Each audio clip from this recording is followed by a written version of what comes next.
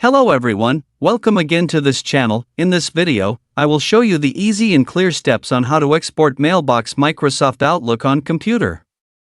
So how to export Mailbox Microsoft Outlook on computer?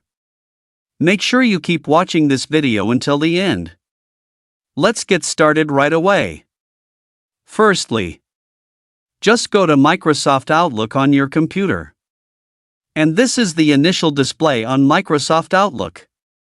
To export a mailbox in Microsoft Outlook, just go.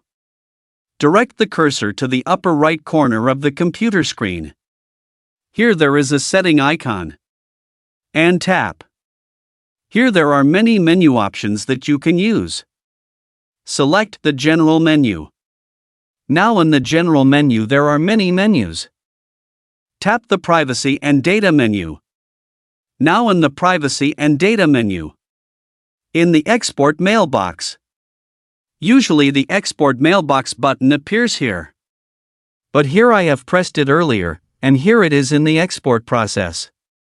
The function of exporting Mailbox in Outlook is to save all emails, contacts, and calendars in one file, usually in PST format. This feature is useful for backup, migration to another device, or archiving data without deleting it from the server.